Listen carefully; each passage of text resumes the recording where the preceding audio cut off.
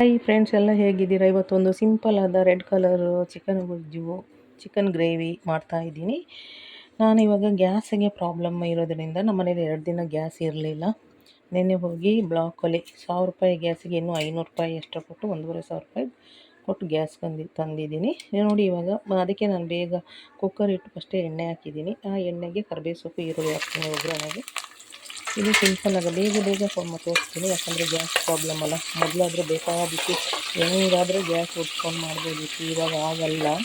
ಯಾಕಂದರೆ ಇವಾಗ ಗ್ಯಾಸ್ ತುಂಬ ಪ್ರಾಬ್ಲಮ್ ಇದೆ. ಅದರಿಂದ ಒಂದು ಸಿಲಿಂಡ್ರ್ ಬಂದಮೇಲೆ ಇನ್ನು 20 ದಿನ ಆದಮೇಲೆ 10 ಸಿಲಿಂಡ್ರ್ ಬರೋದು. ನಮ್ಮ ಮನೇಲಿ ಗ್ಯಾಸ್ ಸಿಲಿಂಡ್ರ್ 20 ದಿನವೇ ಬರೋದು, ನಮಗೆ ಸಿಲಿಂಡ್ರ್ 20 ದಿನವೇ ಬರೋದು. ನೋಡಿ ಇವಾಗ ಕರಿಬೇವಿನ ಸೊಪ್ಪು, ಈರುಳ್ಳಿ ಹಾಕಿ ಚೆನ್ನಾಗಿ ಬಾಡಿಸ್ಕೊಳ್ತಾ ಇದ್ದೀನಿ. ನಾನಿವತ್ತು ಒಂದು ಸಿಂಪಲ್ಲಾದ ಚಿಕನ್ ರೆಡ್ ಕಲರ್ ಗ್ರೇವಿ. ನೋಡಿ, ಆಲ್ರೆಡಿ ನಾನು ಬೆಳಗ್ಗೆನೇ ಚಿಕನ್ನ ನೀಟಾಗಿ ವಾಶ್ ಮಾಡಿ ಅರಿಶಿನ ಉಪ್ಪು ಮತ್ತು ರೆಡ್ ಚಿಲ್ಲಿ ಪೌಡ್ರ್ ಹಾಕಿ ಚೆನ್ನಾಗಿ ಮಿಕ್ಸ್ ಮಾಡಿ ಇಟ್ಟಿದ್ದೀನಿ. ಇದು 1.5 kg ಚಿಕನ್ ಇದೆ ಫ್ರೆಂಡ್ಸ್, 1.5 kg ಚಿಕನು. ಸ್ವಲ್ಪ ಗ್ರೇವಿ ಮಾಡ್ತೀನಿ, ಬೇರೆ ಸಾರು ಮಾಡೋಲ್ಲ. ಯಾಕಂದರೆ ಎಲ್ಲ ಸಾರು ಮಾಡ್ತಾ ಕೂತ್ರೆ ಈ ಗ್ಯಾಸ್ ಪ್ರಾಬ್ಲಮ್ ಇರೋ ಟೈಮಿಗೆ ಕಷ್ಟ ಆಗುತ್ತೆ. ಅದರಿಂದ ಇವಾಗ ನೋಡಿ, ಇದು ಚೆನ್ನಾಗಿ ರೋಸ್ಟ್ ಆಗ್ತಾಯಿದೆ. ಅದಕ್ಕೇ ನಾನು ಇವಾಗ ನಮ್ಮ ಮನೆಯಲ್ಲೇ ರೆಡಿ ಮಾಡಿದ ಶುಂಠಿ ಬೆಳ್ಳುಳ್ಳಿ ಪೇಸ್ಟು 1 ಸ್ಪೂನು, ನಾನು ಮನೆಯಲ್ಲೇ ರೆಡಿ ಮಾಡಿದ ಶುಂಠಿ ಬೆಳ್ಳುಳ್ಳಿ ಪೇಸ್ಟ್ ಹಾಕಿ ಚೆನ್ನಾಗಿ ಫ್ರೈ ಮಾಡ್ತಾಯಿದ್ದೀನಿ.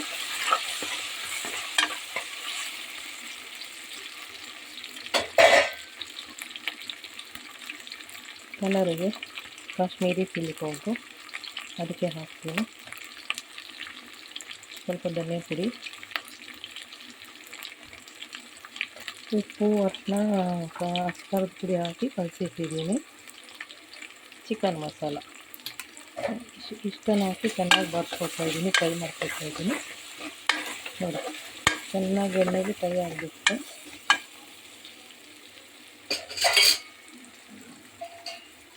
ಚೆನ್ನಾಗಿ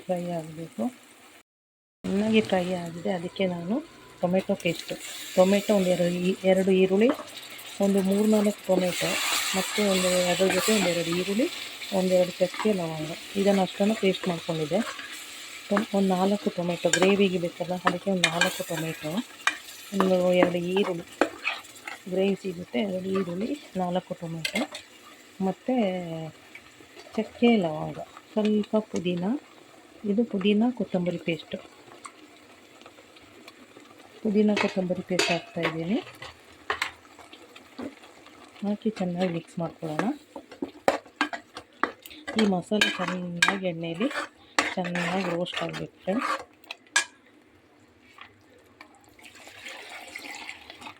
ನೋಡಿ, ಇವಾಗ ಮಸಾಲೆ ಎಣ್ಣೆಯಲ್ಲಿ ಚೆನ್ನಾಗಿ ರೋಸ್ಟ್ ಆಗ್ತಾಯಿದೆ. ನಾನು ಎಲ್ಲ ಮಸಾಲೆ ಹಾಕಿದ್ದೀನಿ ಎಣ್ಣೆಗೆ.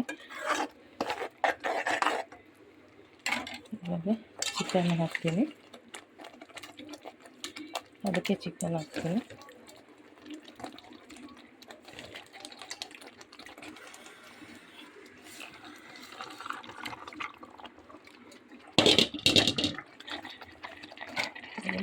ಚಿಕನ್ ಹಾಕಿ ಚೆನ್ನಾಗಿ ಮಿಕ್ಸ್ ಮಾಡ್ತೀನಿ.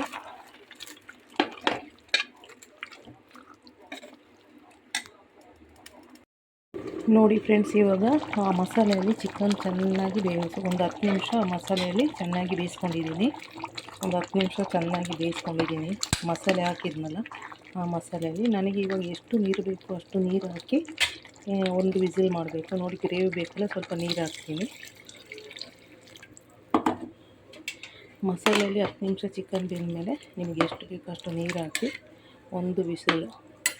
ಒಂದೇ ಒಂದು ವಿಸಲ್ ಮಾಡಿ ಚಿಕನ್ ಗ್ರೇವಿ ರೆಡಿ ಆಗುತ್ತೆ. ಬನ್ನಿ ಫ್ರೆಂಡ್ಸ್, ಇವಾಗ ಒಂದು ವಿಸಿಲ್ ಆಗಿ ಆಫ್ ಮಾಡಿದ್ದೀನಿ. ಇವಾಗ ನಮ್ಮ ಚಿಕನ್ ಗ್ರೇವಿ ಯಾವ ಥರ ಆಗಿದೆ ಅಂತ ಬನ್ನಿ ನೋಡೋಣ. ಮುಚ್ಚಳ ತೆಗಿತಾ ಇದ್ದೀನಿ. ನೋಡಿ, ಇನ್ನೂ ಕುದೀತಾ ಇದೆ, ನೀಟಾಗಿ ಕುದೀತಾ ಇದೆ. ನಾನಿವಾಗ ಕೊನೆಯಲ್ಲಿ ಅದಕ್ಕೆ ನಾನು ಏನು ಮಾಡ್ತೀನಿ ಅಂದರೆ, ಆವಾಗಲೇ ಸ್ವಲ್ಪ ಪುದೀನ ಕೊತ್ತಂಬರಿ ಸೊಪ್ಪು ಪೇಸ್ಟ್ ಹಾಕಿದ್ದೆ. ಇವಾಗ ಸ್ವಲ್ಪ ಕೊತ್ತಂಬರಿ ಸೊಪ್ಪು ಮೇಲೆ ಹಾಕ್ತೀನಿ, ಸ್ವಲ್ಪ ಲಾಸ್ಟಲ್ಲಿ ಕೊತ್ತಂಬರಿ ಸೊಪ್ಪು ಹಾಕ್ತೀನಿ. ನೋಡಿ, ಹಾಕಿದ್ದೀನಿ. ನೀಟಾಗಿ ಬೆಂದಿದೆ, ಚೆನ್ನಾಗಾಗಿದೆ. ಒಂದೇ ಒಂದು ವಿಸಿಲ್ ಹಾಕಿ ನಮ್ಮ ಚಿಕನ್ ಗ್ರೇವಿ ತುಂಬ ಚೆನ್ನಾಗಾಗಿದೆ ಫ್ರೆಂಡ್ಸ್. ನೀವು ಇದೇ ಥರ ಟ್ರೈ ಮಾಡಿ. ನಾನು ಯಾವುದೂ ರುಬ್ಬಿಲ್ಲ, ಬರೀ ಟೊಮೆಟೊ ಸ್ವಲ್ಪ ರುಬ್ಕೊಂಡಿದ್ದೀನಿ, ಸ್ವಲ್ಪ ಪುದೀನ ಚಿಕನ್ನು ಪುದೀನ ಮತ್ತು ಕೊತ್ತಂಬರಿ ರುಬ್ಬಿದ್ದೀನಿ. ಸ್ವಲ್ಪ ಟೊಮೆಟೊ ಈರುಳ್ಳಿ ಸ್ವಲ್ಪ ಪೇಸ್ಟ್ ಮಾಡ್ಕೊಂಡಿದ್ದೆ ಅಷ್ಟೇ. ಇನ್ನೆಲ್ಲ ಹಂಗೆ ಪೌಡ್ರೇ ಹಾಕಿದ್ದು.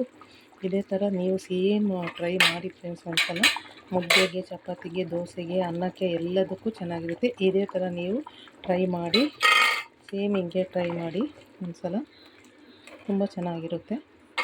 ಯಾರಿಗೆಲ್ಲ ಇಷ್ಟ ಆಗುತ್ತೆ ಲೈಕ್ ಮಾಡಿ, ಕಮೆಂಟ್ ಮಾಡಿ, ಶೇರ್ ಮಾಡಿ. ಆದಷ್ಟು ನನ್ನ ಲಾಂಗ್ ವಿಡಿಯೋ ನೋಡಿ ಫ್ರೆಂಡ್ಸ್ ಎಲ್ಲರೂ.